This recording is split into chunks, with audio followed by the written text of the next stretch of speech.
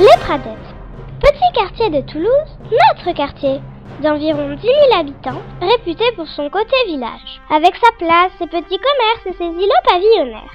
On le dit jeunot, très récent, tout neuf, on dit qu'il n'a pas d'histoire, qu'il n'existe que depuis le début des années 80. Pas si sûr, et c'est ce que nous proposons de découvrir dans ce reportage. Amorçons tout de suite notre voyage dans le temps.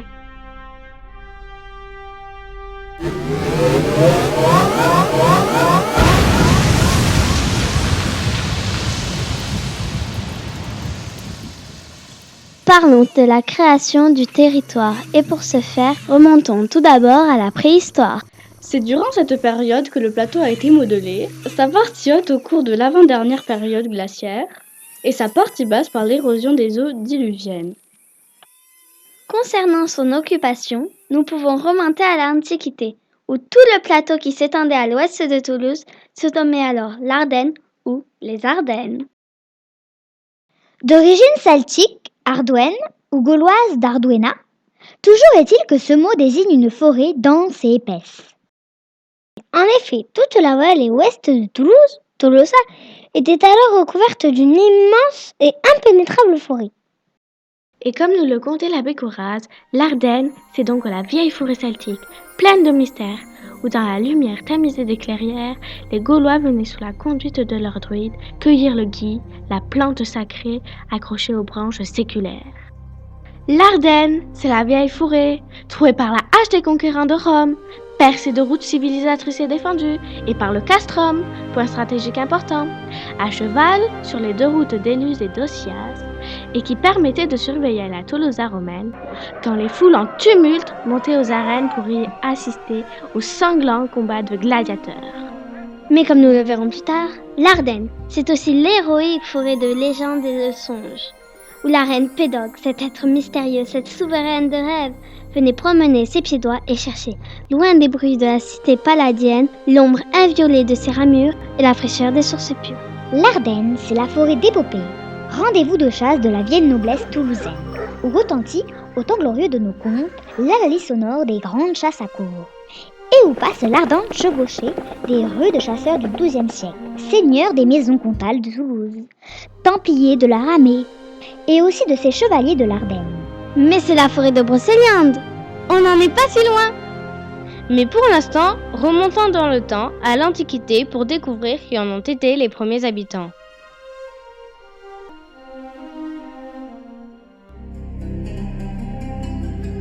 Nous sommes en Gaule, à l'Antiquité quelques siècles avant Jésus-Christ. L'Empire romain est alors une puissance considérable qui gagne du terrain en Occident. Et la Gaule n'est pas épargnée, perdant progressivement des zones de son territoire tombant aux mains des Romains. C'est en 106 avant Jésus-Christ que Tolosa devient une cité et une colonie romaine. Il y a 2000 ans, vous avez entendu parler de Vercingétorix, de la guerre des Gaules, César qui vient vaincre les Gaulois en Gaule, en France en fait, ici. Donc à ce moment-là, toute la Gaule et tout le territoire ici devient romain. Ils vont créer une ville qui s'appelait Toulouse. Tolosa en latin. Parce qu'ils parlaient latin à l'époque, ils ne parlaient pas français ni le gaulois. C'était Tolosa. Donc ils installent une ville, il y a des gens qui viennent habiter en ville, ils créent dans cette ville un forum, tu as raison, donc une place publique, la place de la ville en fait. Des maisons, des thermes, encore des arènes, amphithéâtres, oui c'est ça, des temples, voilà c'est ça. Des grands temples avec des grands frontons triangulaires, vous avez déjà vu ça. Il y en a un à Nîmes qui est conservé. Donc ils créent une ville avec tous ces monuments publics et des maisons, on l'a évoqué aussi, où les gens habitent tout simplement. Ça s'appelle des domus.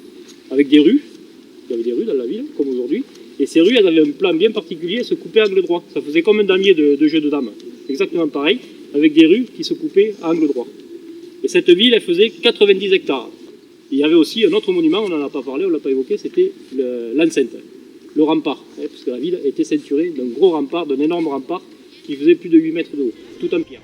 En effet, en arrivant à Toulouse, les Romains y ont apporté leur culture et leur tradition, mais aussi leur incroyable connaissance en matière d'architecture et d'ingénierie. Durant cette période, Toulouse antique est à son apogée et bénéficie d'une grande prospérité.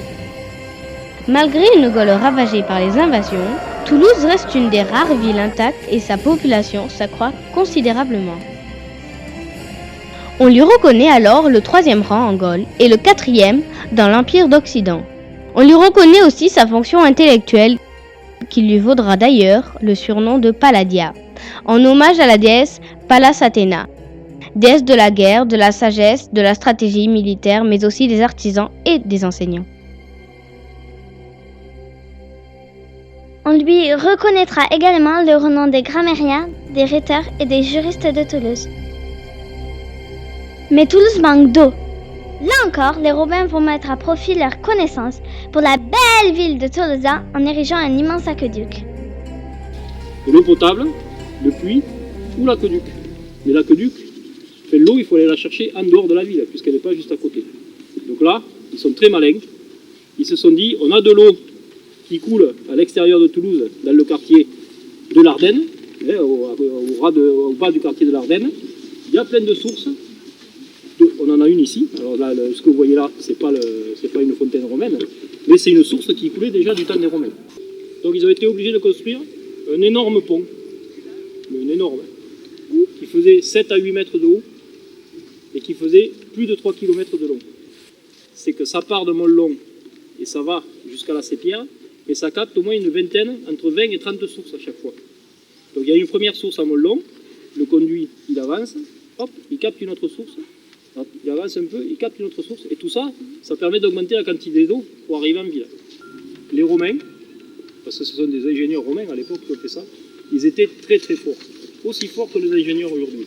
Sauf qu'en plus, eux, ils n'avaient pas les outils qu'on a aujourd'hui pour déplacer de l'eau. 2 types de construction. La partie en bleu qui traversait de la Sépierre ici jusqu'à la Garonne, c'était un pont aqueduc. C'est-à-dire que l'aqueduc, l'eau passait sur un pont, comme le pont du Gard, pareil. Le tracé orange, la conduite, c'est toujours l'aqueduc, il y a toujours l'eau qui passe dedans, mais par contre elle est sous terre, elle est enterrée. Et ici, elle est enterrée juste derrière moi. L'aqueduc est sûrement le plus grand édifice que les Romains aient érigé à Toulouse. Mais n'oublions pas pour autant le rempart où les arènes romaines de Turpan ensevelis. De cet aqueduc, il resta encore quelques traces en 1730, comme nous pouvons le voir sur ce document fourni par M. Pisani. Mais aujourd'hui, il n'en reste plus rien. Il nous reste tout de même le souvenir de ces Romains qui ont foulé les terres du territoire de l'Ardenne. Et une question se pose alors. Ont-ils foulé le sol des Pradettes ? Vers les Pradettes, oui, ils ont cultivé, il y avait des fermiers à l'époque qui avaient des fermes. Il y avait les Gaulois qui avaient des fermes, et quand les Romains sont arrivés, ces fermes elles ont continué à vivre, et ils cultivaient les terrains tout autour. Puisque les Pradettes, c'est des terres qui sont plus ou moins riches, qui ont été cultivées même encore récemment, il y avait forcément des agriculteurs de l'époque qui travaillaient sur les Pradettes. Alors il n'y avait pas de ville aux Pradettes, c'était pas comme aujourd'hui, c'était pas encore Toulouse. Parce que Toulouse a grandi, ça vous l'avez déjà vu, mais à l'époque c'était des champs, et les champs ils étaient cultivés. Donc il n'y avait pas beaucoup de Romains qui passaient, mais il y en avait. Alors, pas si récent ce quartier finalement.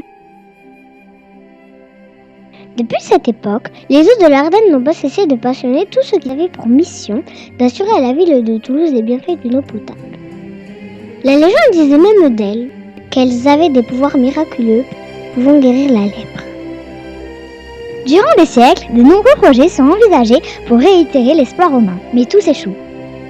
On prétend également que le roi Charles IX, alors reçu solennellement à Toulouse en 1563, voulut monter jusqu'au plateau pour visiter les ruines et admirer les nombreuses sources qui jaillissaient au flanc de la colline.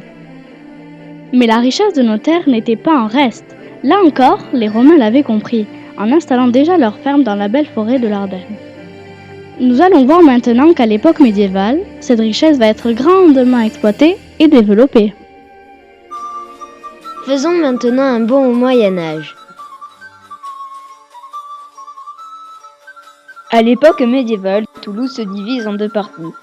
La cité où se concentre la population et les bourgs qui l'entourent, les plus proches qui deviendront plus tard nos faubourgs, et les plus lointains qui constituent alors la campagne toulousaine.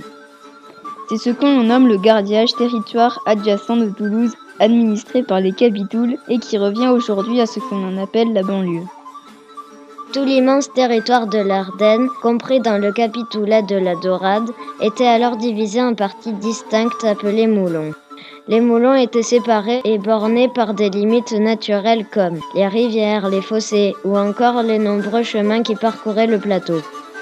Même si le territoire de l'Ardenne est administré par les capitouls, d'un point de vue féodal, il dépend des bénédictins, et ce depuis les temps les plus reculés, peut-être depuis Charlemagne ou Charles le Chauve, et jusqu'à la fin de l'Ancien Régime.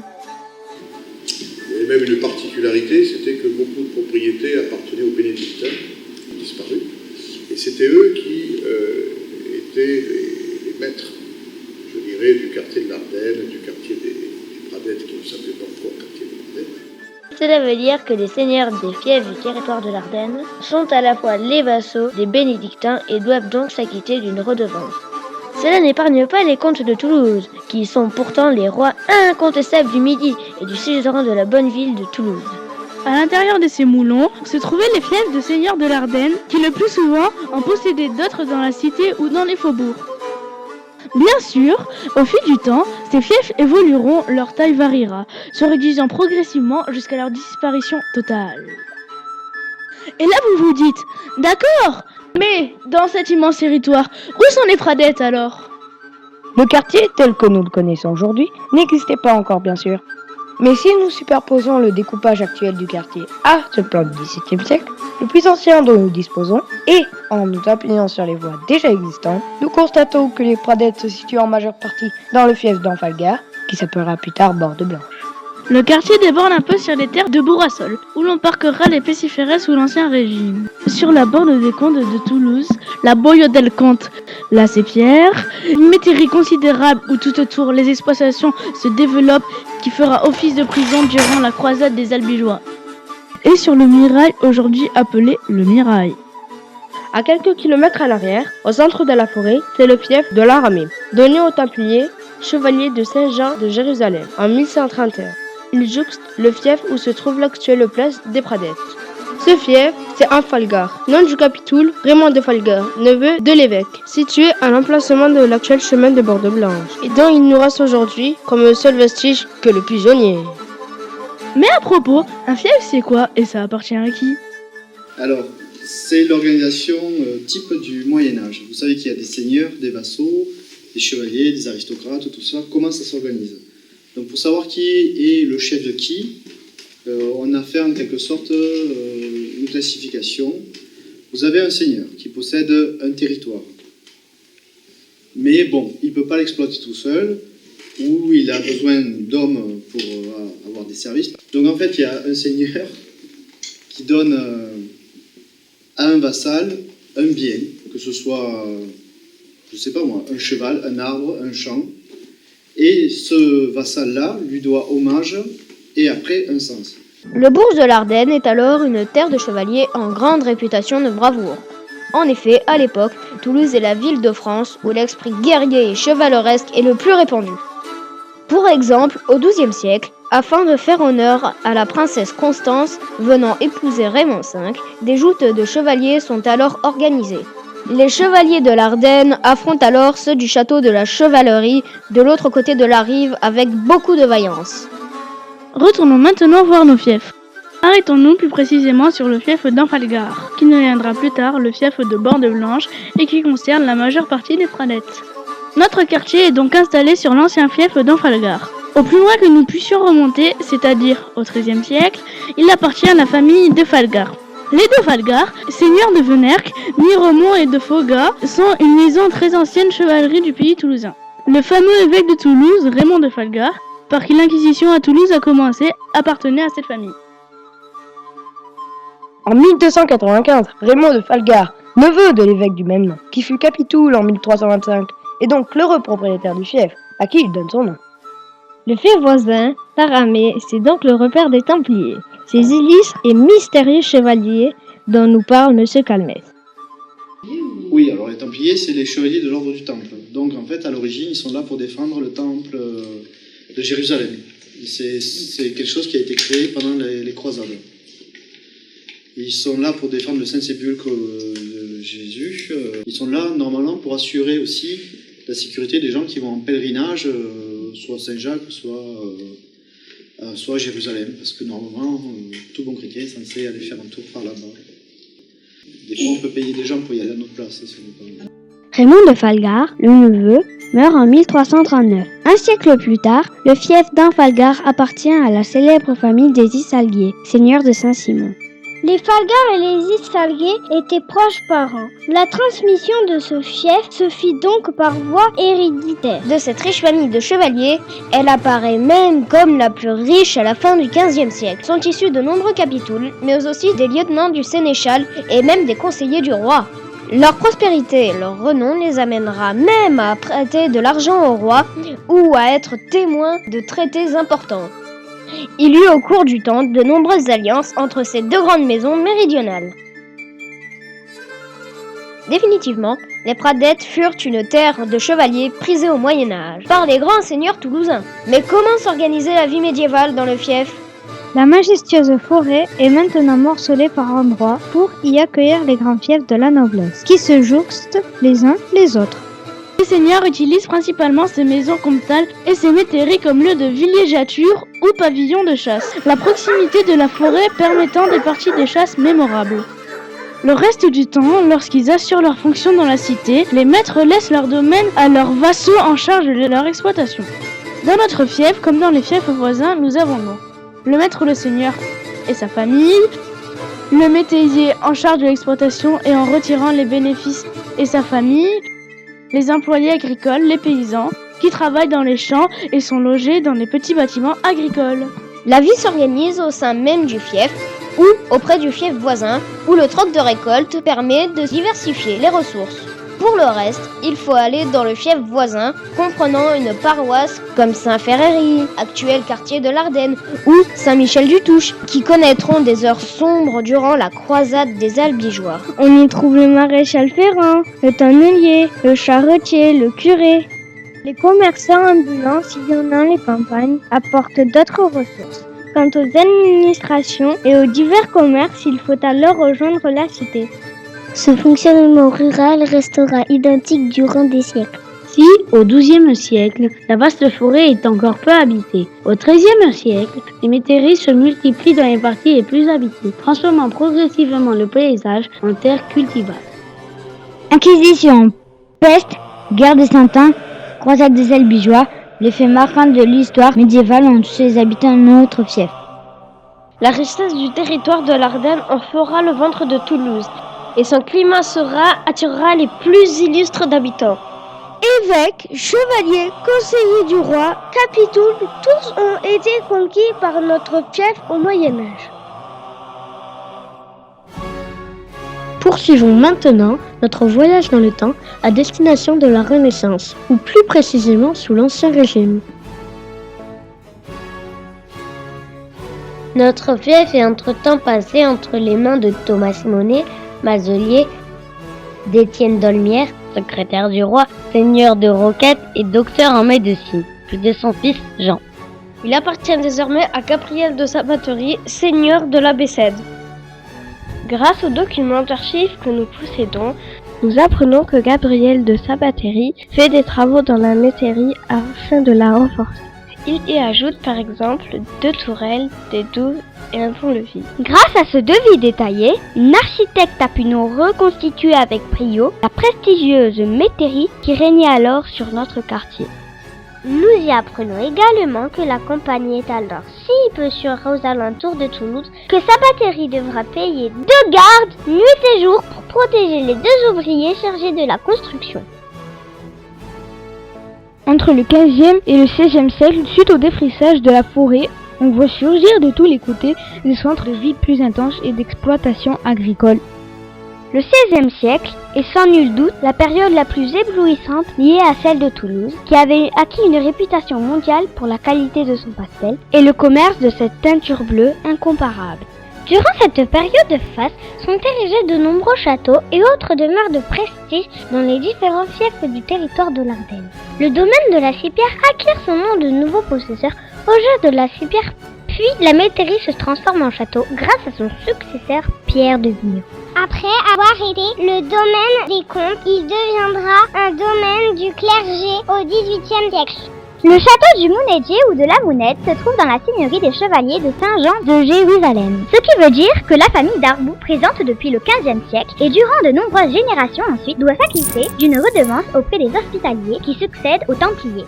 Un des descendants de la famille Jean d'Arbou s'émancipe de la tradition du travail de la terre et occupe la fonction de maître monnayeur à l'hôtel de la Monnaie de Toulouse. C'est lui qui donne par euphonie son nom au domaine, la Mounette, la Monnaie ou le Mounedier, qui veut dire le monnayeur. Nous avons aussi le fief de Corneillan, du nom de ses propriétaires, les Corneillans, famille de docteurs et d'avocats à la cour. Ils sont les voisins du nouveau propriétaire du fief d'Enfalgar, qui change entre-temps de nom pour Borde-Blanche, Barthélemy Bernadette. Nous sommes particulièrement attachés à ce nouveau seigneur du fief et à savoir que nous allons vous compter maintenant. Bernie, comme nous aimons l'appeler, n'était ni de robe ni d'épée, mais un honnête commerçant, enrichi par son travail et sa ténacité. Né à Albi, Bernie fait un apprentissage de boutonnier, et ses talents lui font rapidement accéder au statut de maître boutonnier. Il intégrera d'ailleurs la prestigieuse corporation des boutonniers, dont il deviendra le maître en 1631, et pour de nombreuses années ensuite. En 1625, il devient propriétaire et troque son ancienne échoppe contre une nouvelle maison et son commerce. Lorsqu'en 1631, Barthélemy Bernadette va attraper la peste. Et donc, il va s'en sortir, puisqu'on le retrouve après. Il y a eu la peste en 1628, 1630, 31 à Toulouse. Une peste très importante. Heureusement, il en réchappera, mais l'on peut supposer qu'il en gardera des séquelles. son commerce est important. Bernie, travailleur tenace et ambitieux, n'est pas qu'un simple commerçant, mais un négociant averti qui s'entoure de facteurs pour s'occuper de ses différentes transactions. Pour autant, il n'hésite pas à se déplacer lui-même lorsqu'une grosse affaire se présente, jusqu'à Paris parfois, ce qui en carrosse fait une sacrée trotte. Son sérieux en affaires est incontestable. D'ailleurs, que ce soit en affaires ou dans la vie, Bernie est un homme droit et intransigeant. Sûrement grâce à ses qualités, Bernie s'enrichit considérablement, en témoignent les prix de vente de son fonds de commerce. Mais à quoi ressemblait Bernie ? Pour tenter de l'imaginer, nous allons le demander à monsieur de Lavedan, spécialiste des documents anciens, qui nous a énormément aidés dans notre quête de la vérité. Alors, Bernie, je ne peux que l'imaginer, en effet. Je pense que c'est un homme qui était un homme bon. On le trouve toujours en train de prêter de l'argent. C'est un homme très attaché aux valeurs de son époque, qui à l'époque était normal, un homme religieux,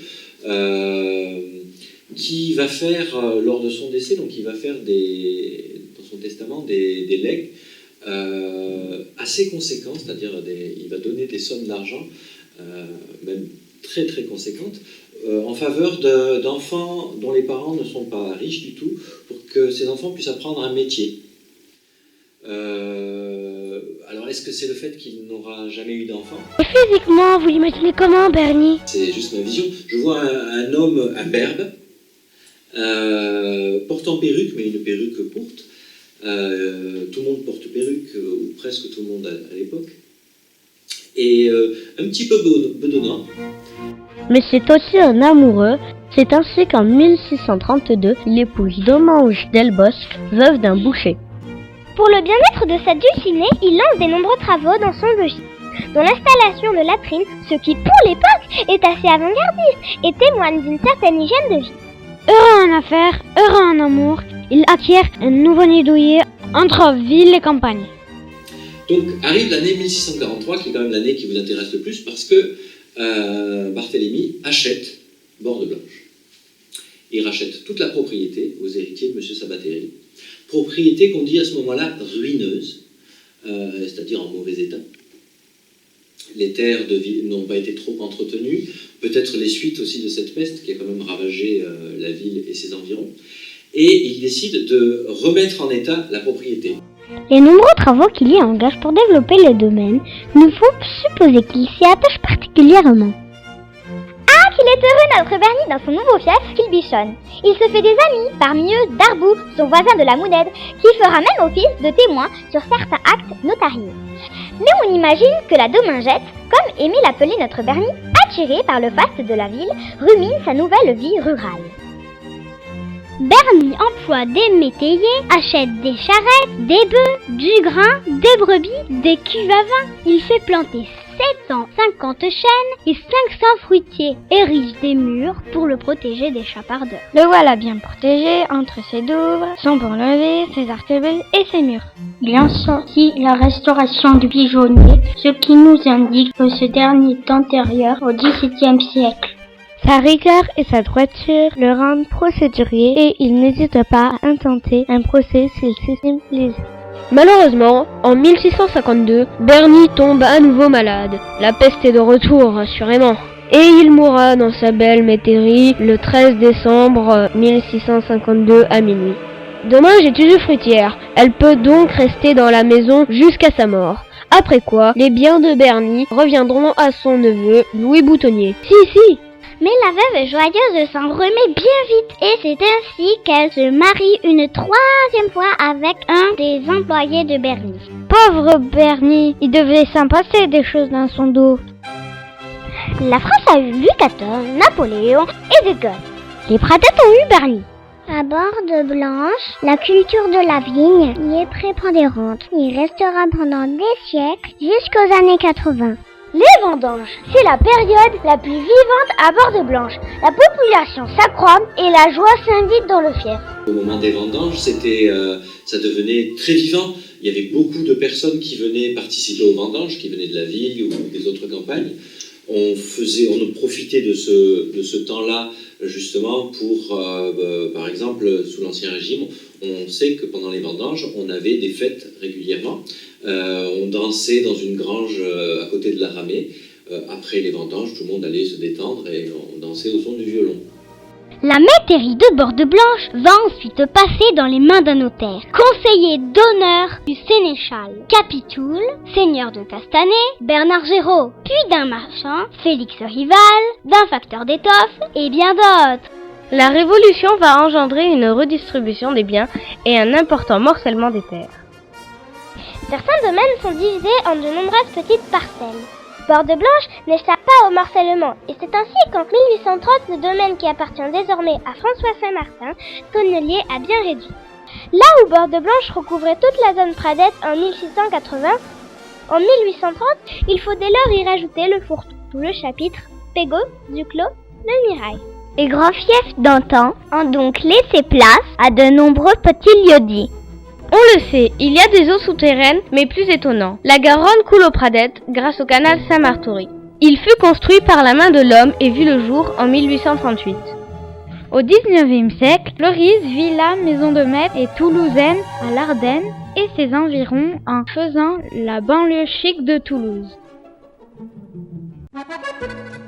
En un siècle, le visage des Pradettes a guère changé, comme on peut le voir sur cette superposition.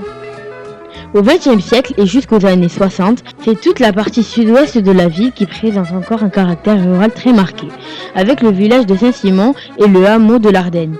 Ces deux bourgs construits autour de paroisses du XVIIe siècle. L'Ardenne ressemble donc à un village avec sa place, son église, ses commerces et sa périphérie, comprenant ses activités agricoles. C'est à cette dernière qu'appartenaient les Pradettes. Donc l'Ardenne est à côté des Pradettes. Et en réalité, les Pradettes font partie du quartier historique de l'Ardenne. C'était un lieu-dit, c'était un morceau du quartier qui était essentiellement agricole. Mais c'était la campagne. Devant la porte, il y avait de montagne, il y avait des vaches. Parce qu'ici, on avait des zones, des chemins le long desquels les maisons, les villas se touchaient. Donc ça faisait vraiment banlieue. Mais si on allait par derrière, on voyait des champs. Donc ça, c'était plutôt la campagne. Donc c'était un peu entre les deux. On peut donc imaginer l'Ardenne comme le centre du quartier, le cœur urbain entouré de lieux-dits plus ruraux. Le nom de ce lieu-dit, Pradette, apparaît tout d'abord lorsqu'on change le nom du petit chemin des Vitarelles en chemin des Pradettes. Puis il est cité pour la première fois dans les journaux aux alentours de 1920, puisqu'il existe déjà une fête des Pradettes appelée le banquet des haricots. Pour autant, les habitants ne se considèrent pas encore comme des Pradettes, mais bien de l'Ardenne. C'était l'Ardenne, c'était pas le Pradette. Oui, c'était l'Ardenne. Ici, c'était l'Ardenne. On s'appelait l'Ardenne. On habitait à l'Ardenne. En fait, moi j'allais par exemple pour montrer à quel quartier on appartient, c'est l'endroit où l'on vote. Donc j'allais voter sur la place Sauvegrain à l'Ardenne. Donc c'était mon quartier. Je me suis mariée à l'église de l'Ardenne. C'était le quartier. Au fait, Françoise, que veut dire ce nom, Pradette? C'est les petits prés, les petites prairies. Alors, à quoi ressemblent les Pradettes dans la première partie du XXe siècle?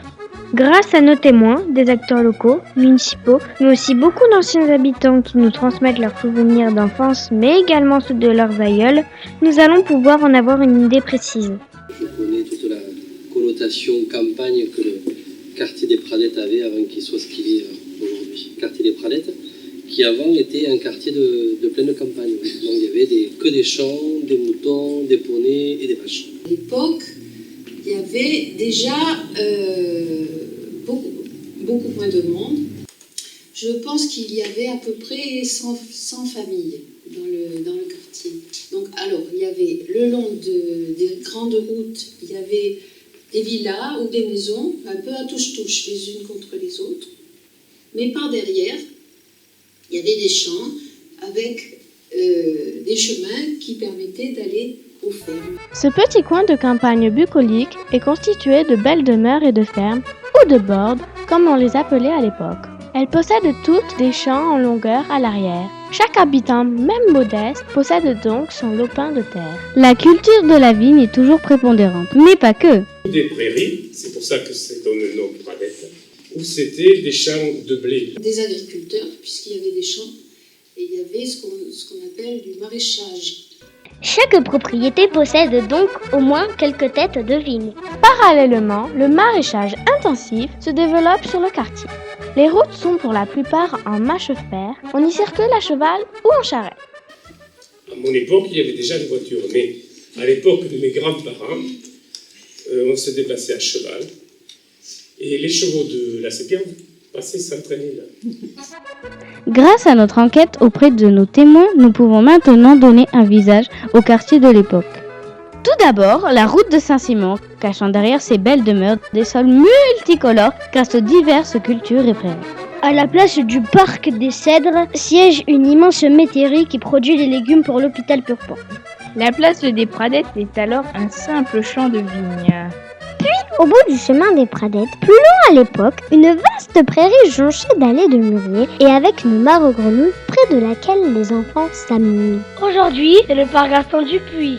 Derrière, le pont Saint-Martory, surplombant le canal dans lequel Monsieur Pouvillon pêchait avec son père. Le canal sillonne alors le quartier et irrigue les champs disposés en pente pour mieux accueillir l'arrosage. Il s'appelle le canal de Saint-Martory. Alors, d'abord, je vais te dire, il part de Saint-Martory. Saint-Martory, c'est à 70 km d'ici. Ils partageaient notre propriété. Mais nous, on avait un pont, oui. C'était là, et le canal est passé là. Il y est toujours, mais enterré. Parce que d'ailleurs, moi, j'arrose le jardin chez moi avec l'eau du canal. Le paysage est tellement dégagé que l'on entend même le train qui est pourtant du côté d'Ampalo, comme nous le confie Monsieur Gazelle. Le tramway rythme la journée de son passage et constitue pour certaines horloges du quartier, mais aussi un lieu de rencontre et d'échange. Oui, il y avait un tramway, le 48. Alors, on allait travailler, ou même nous, écoliers un peu plus grands, pour aller à l'école, il y avait un transport, c'était le tram. Parce qu'il y avait un tram qui passait au de Saint-Simon, qui allait à Saint-Simon. Dans le tram, surtout, on le connaissait dans le tram parce que tout le monde prenait le tram pour aller travailler, tout le monde prenait le tram le soir pour rentrer, et dans ce tram, tout le monde se connaissait aussi. Et si tu rentrais dans le tram avec ton béret, le receveur qui est petit, il enlève le béret. On a levé le béret pour entrer dans le tram. Sur Saint-Simon, et un qui passait à l'avenue de l'Ardenne et qui desservait un petit peu les deux quartiers. Avant, c'était un tramway. Avant, quand les agriculteurs prenaient le tramway et voulaient aller vendre leurs fruits et légumes sur la place du Capitole, ils montaient dans le tramway avec leurs poules, leurs œufs, tout ça, leurs légumes, et arrivaient à un certain endroit, avant d'arriver, je crois que c'était avant d'arriver à la Sépierre, ils devaient payer un impôt, un octroi. Voilà. Comme partout en France, ce petit coin de verdure va être touché par la Seconde Guerre mondiale. Les Allemands s'installent sur la base de Francazal, mais aussi à Saint-Martin-du-Touche. Comme le confiera M. Thiers, les Pradettes sont cernés par les Allemands. Les Allemands sont bien présents. On les voit passer en bicyclette le long de la route de Saint-Simon, réquisitionner les chevaux. On les croise dans le tram.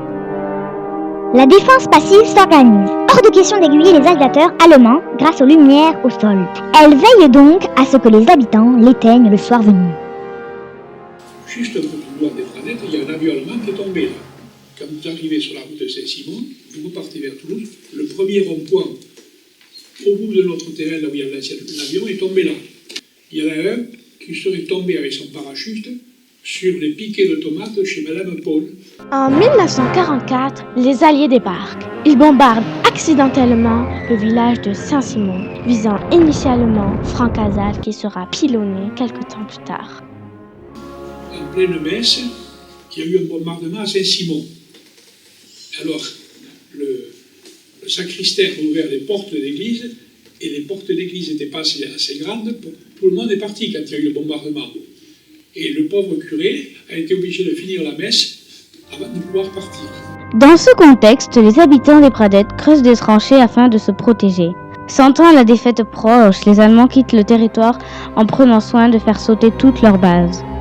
Les Pradettes cernés par ces dernières vivront, comme nous l'ont raconté Monsieur et Madame Thiers, la terrible nuit blanche d'août 44. Les habitants ne pourront trouver le sommeil cette nuit-là. Le vacarme incessant, des détonations et des explosions, les plongeant dans la terreur. Mais arrive la libération tant attendue et les Pradettes retrouvent calme et sérénité. Dans ce petit coin de paradis, la confiance et le partage règnent en maître. La vigne, c'était les gens pour vendanger, c'était les gens qui se prêtaient les journées. Toi, tu venais chez moi pour m'aider à vendanger, mais 2 jours après, j'allais chez toi pour t'aider à vendanger. C'était pas des ouvriers rétribués, c'était on se prêtait la journée, voilà. C'était l'entraide. L'entraide. Et puis sinon, il y avait un boulanger qui passait tout le temps ici. Je mettais, je me rappelle, le sac, l'argent dans le sac, et à midi, quand je rentrais, j'avais ma flûte de paix. Le facteur passait, et il connaissait tout le monde lui aussi. Et le facteur passait 2 fois par jour. On mettait une lettre attachée au portail, on mettait l'enveloppe avec une épingle à linge, le facteur prenait l'enveloppe. En ce qui concerne les festivités, les Pradettes ne nous ont pas attendus. Tout d'abord, la baloche, bal organisé chaque année pour fêter la fin des vendanges. Il y avait des fêtes, il y avait la fête des Pradettes, c'était dans un champ. Dans un champ, on dansait sur la terre. Il y avait une fête au rond-point aussi, au rond-point des Pradettes. La baloche, c'était un champ. Les balochants, les jeunes venaient, le château du Mirail venait avec un rouleau, je ne sais pas si vous savez ce que c'est, pour écraser les mottes, avec des outils, on tapait les projectiles avec qu'il n'y ait pas de mottes, et après, la fête se faisait là, et les gens venaient danser sur la route, parce qu'ils passaient sur la route une voiture 1 fois par jour. Donc, les dancing se faisaient sur la route. Les balochants passaient pour aller recueillir un don, pour pouvoir payer les musiciens et tout ça.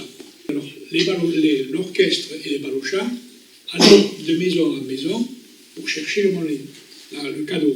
Et lorsqu'il y avait une jeune fille, il y avait un coup d'accordéon supplémentaire pour fêter la jeune fille qu'il y avait dans la maison, surtout si elle était mariée.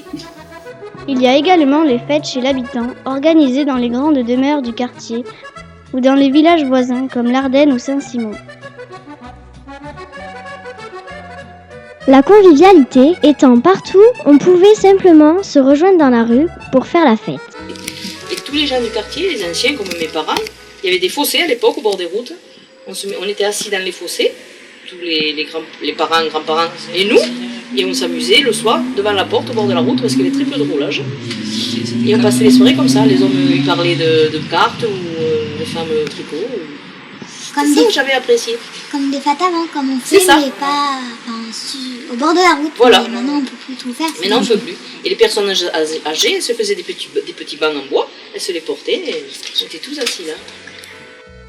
Mais s'il y a un lieu qui, à partir de 1951, a concentré les fêtes et les grands rassemblements, c'est bien la chapelle Sainte-Germaine. C'était une chapelle tout en long et tout en bois. Faire la fête, c'était souvent les fêtes religieuses, pour des baptêmes, des mariages. Il y avait dans le quartier quand même quelque chose qui rassemblait beaucoup de monde, c'était la kermesse de l'église Sainte-Germaine-des-Pradettes. Et je me souviens, il y avait un spectacle qui avait été fait, on avait monté un petit théâtre sur lequel les enfants sont montés, ils étaient déguisés, ils ont dansé, ils ont chanté. Les enfants, justement, parlons-en. À quoi ressemblait l'enfance aux Pradettes à l'époque ? Vélo. Moi, j'adorais faire du vélo. Et puis, c'était pas dangereux du tout, parce qu'il n'y avait pas de circulation comme maintenant. moins de chemin, les champs et tout. J'ai arpenté tout le quartier. Alors, avec les cousins et les cousines, parce qu'on n'était pas nombreux, et les copines, on jouait dans les champs. Et donc, on faisait des petites cabanes dedans, et on s'amusait souvent comme ça. Les ballons, les cordes à sauter, les patins à roulettes. J'ai été à l'école Saint-Simon. Alors, on n'était pas mélangés, il y avait école de filles et école de garçons. C'était l'école Paul-Bert, une école ancienne. Et mes sœurs qui sont plus âgées que moi sont allées à l'école de l'Ardenne. Donc, je prenais tout le matin le tram, et je rentrais tous les soirs avec le tram. Voilà. Et quand ma mère me donnait la petite pièce de 0,50 centimes à cuivre, et des fois, il m'arrivait d'aller acheter des bonbons à l'épicerie. Et qu'est-ce que je faisais ? Le soir, je rentrais à pied. Quand le monsieur ne faisait pas attention, il y avait la corde qui tenait la flèche, et on tirait sur la corde pour que ça fasse sortir le galet qui prenait le courant du chose. Et le tram tombait en panne. On attendait qu'il arrive déjà à pied, et on balançait les œufs sur la route pour que ça s'envolait l'œuf pourri.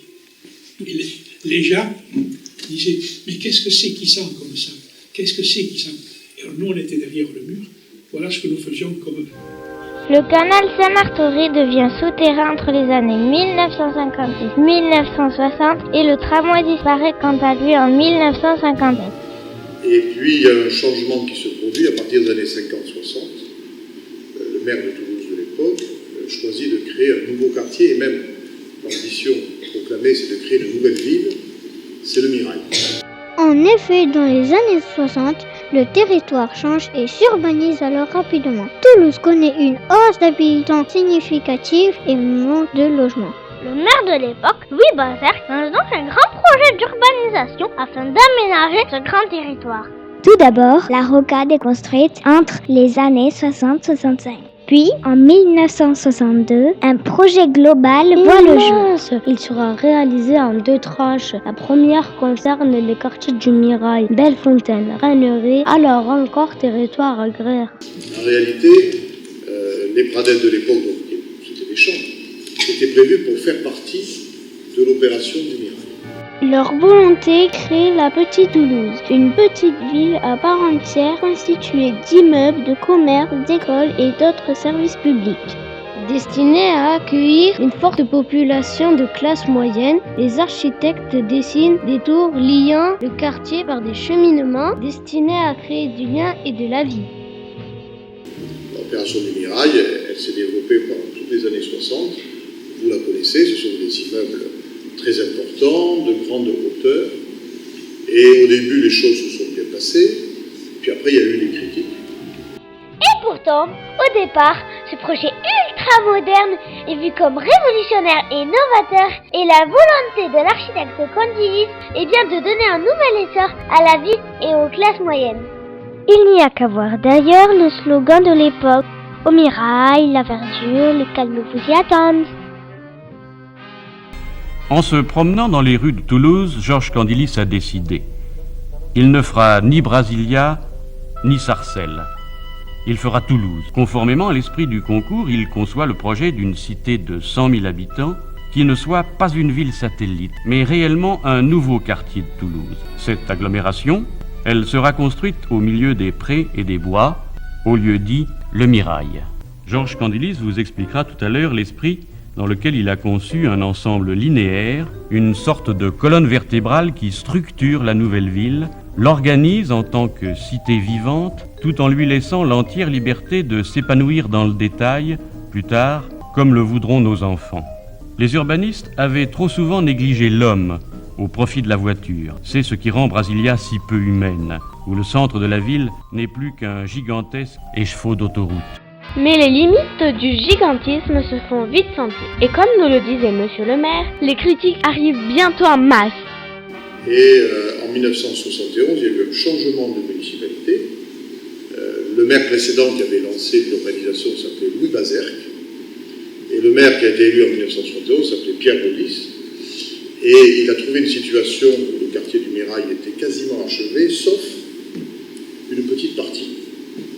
Et cette petite partie, elle correspond au quartier Basso-Cambo et au quartier des Pradettes. Et là, le choix qui a été fait par la nouvelle municipalité, ça a été de continuer le projet d'urbanisation, mais avec beaucoup de maisons et avec des immeubles de faible hauteur. C'est pour ça que les Pradettes, Basso-Cambo, ça ne ressemble pas du tout au Mirail, et il n'y a pas des immeubles de très grande hauteur, mais bon, c'est ce qui avait été prévu dans les années 60. Et donc, en fait, les Pradettes, le projet s'est traduit par ce qu'on appelle une ZAC, une zone d'aménagement concerté. Avant quoi, une dizaine d'années passent durant lesquelles, en 1973, la chapelle disparaît dans les flammes. Le quartier qui a commencé à se construire, il a été décidé de la déplacer, cette chapelle, parce qu'à cet endroit-là, vous savez, on essayait de mettre des routes, des immeubles, etc. Donc elle gênait. Et puis sans doute que les choses n'allaient pas assez vite, parce qu'il y a une nuit, moi j'ai été là, on a entendu des craquements, mais des craquements épouvantables. Donc mon mari est allé voir, et il m'a dit, c'est la chapelle qui brûle. Donc on pense qu'il y a quelqu'un qui a accéléré la destruction de cette église. Un nouveau projet, nouvel urbanisme, nouvelle vision du quartier et de l'habitat. Le créateur du quartier, c'est un bien grand mot. J'ai été l'urbaniste de ce quartier. Et j'étais sur l'idée que, effectivement, un habitant du quartier devait pouvoir se sentir bien dans son quartier. Pour se sentir bien dans son quartier, il y a d'abord le rapport d'échelle entre ce qu'on appelle le vide et le plein, c'est-à-dire les espaces publics et les immeubles. D'accord ? Donc il ne faut pas qu'il soit trop haut. Et le deuxième point important, c'est de faire en sorte que tous les espaces publics, c'est-à-dire les rues, les places, les jardins, soient des endroits de qualité favorisant ce que maintenant on appelle le vivre ensemble. Les idées nouvelles du jeune urbaniste sont en accord total avec la commande de la municipalité.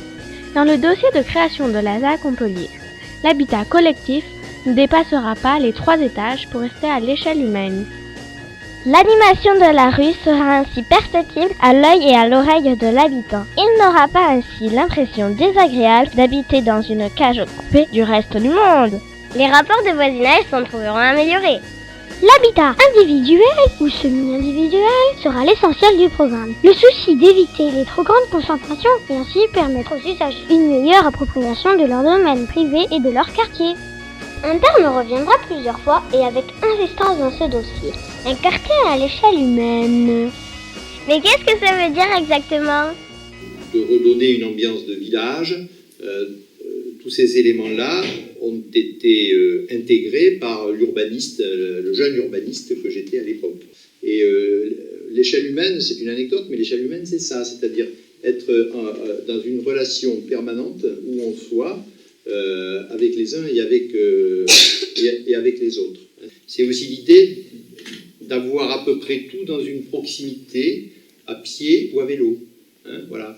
Et la ZAC des Pradettes elle-même, c'est-à-dire le quartier tel que vous le connaissez aujourd'hui, on peut dire qu'il est né très précisément en 1979.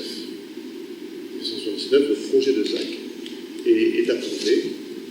Au lieu d'avoir les grands immeubles envisagés, on a donc une urbanisation modérée. Le choix des Pradettes est également déterminé par la présence ou la présence future de 2 grandes entreprises, La Dépêche et Météo France. Quand La Dépêche s'est installée aux Pradettes, il y avait juste le centre de tri postal, il y avait juste ça et La Dépêche. On était les premiers habitants. Et autour, il y avait des champs. Il n'y avait que des champs. Bon, c'est que c'était quelque chose d'assez important. Donc, il y avait beaucoup d'agents qui passaient. Donc, par exemple, même encore aujourd'hui, l'économie des pradettes est très impactée par la météo parce qu'on s'arrête acheter la bouteille, on s'arrête acheter la baguette de pain, on s'arrête poster notre courrier.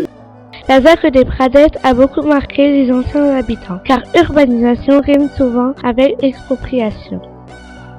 Alors bon, ça n'a pas été sans mal, hein, parce que les personnes qui étaient là, souvent des familles modestes, anciennes, qui exploitaient des champs, bon, elles se sont vues dépossédées, en quelque sorte, puisqu'on leur a pris leur terre, leur terrain, on les a expropriés.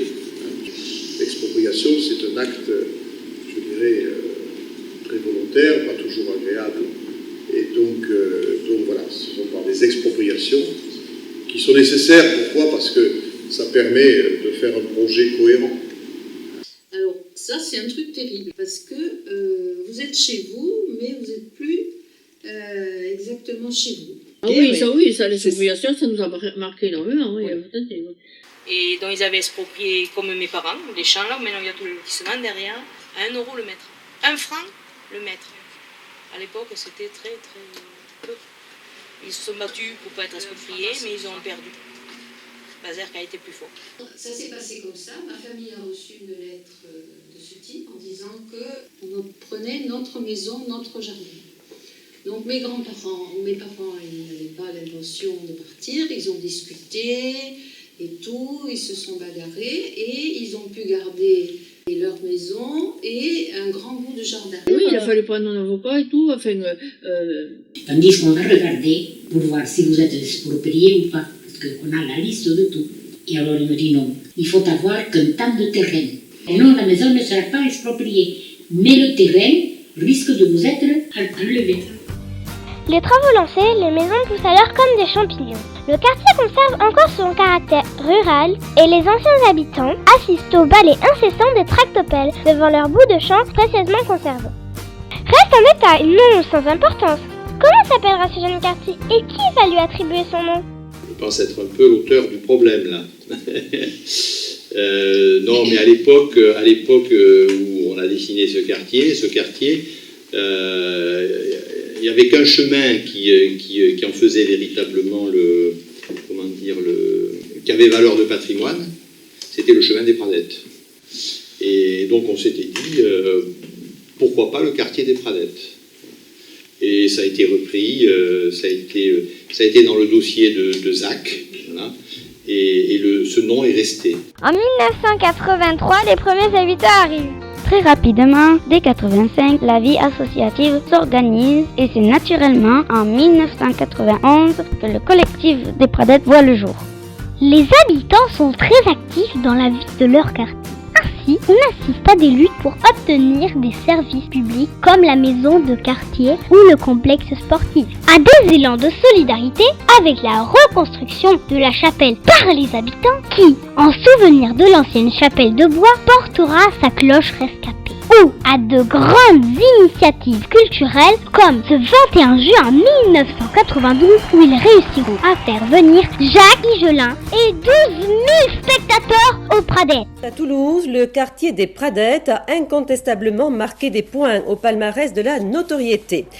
Il y avait environ 15 000 personnes sur un terrain prêté par notre confrère La Dépêche, un concert d'après-midi avec une vedette, Jacques Higelin. Il était bien là dans la foule en attendant son tour. Il a applaudi le groupe Zebda, les jeunes musiciens qui le précédaient. Toulouse, on va se la donner. Un jour à bourlinguer, la guerre canaux sauvetage, tout le monde à la bourgade. En grand seigneur de la Seine, Higelin donne le ton. Un hymne à la musique, à la vie aussi.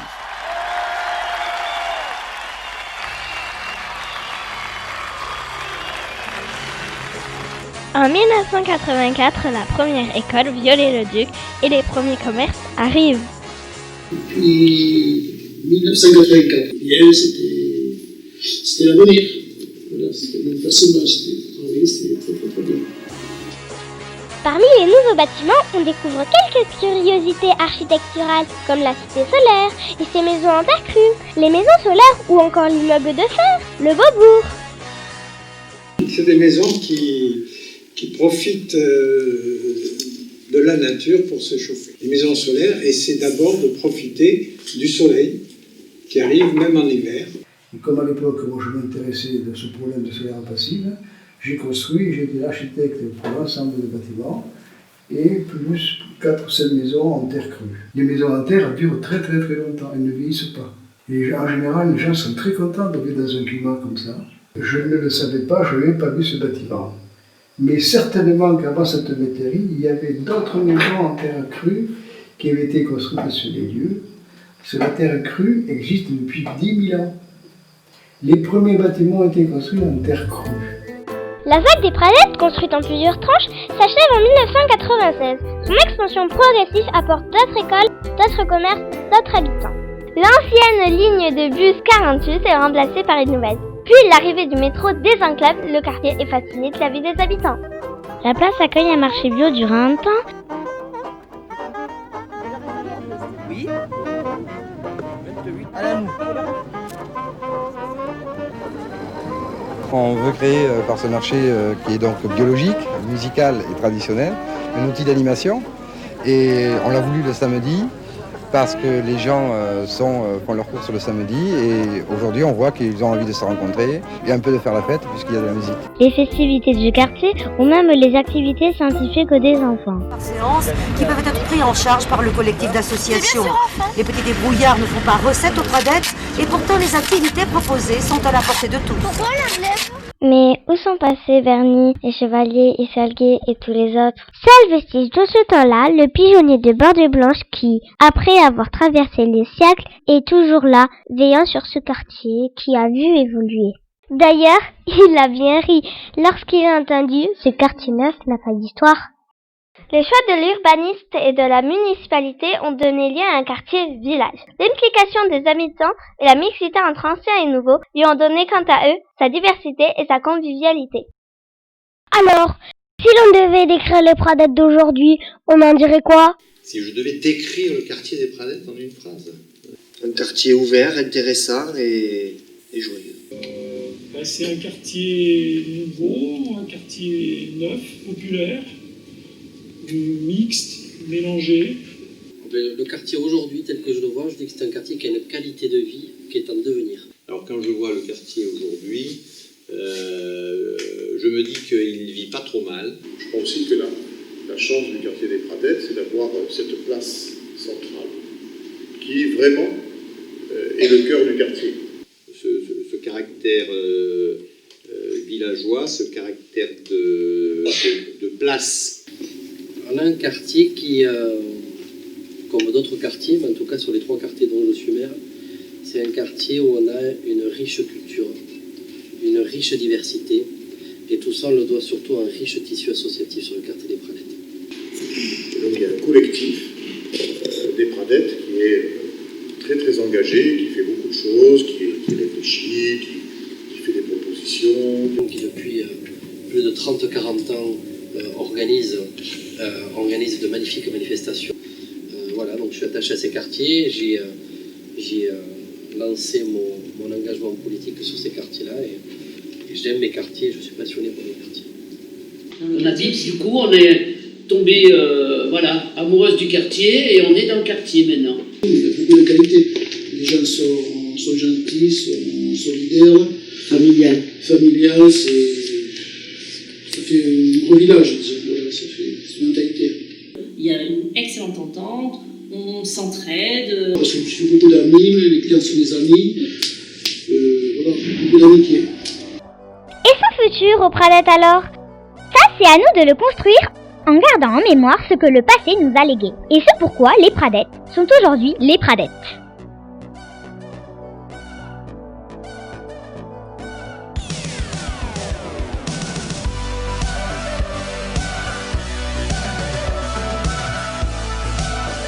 Ce petit coin de campagne du Gaulis est constitué de belles demeures et de fermes ou de barbes, comme on les appelait à l'époque.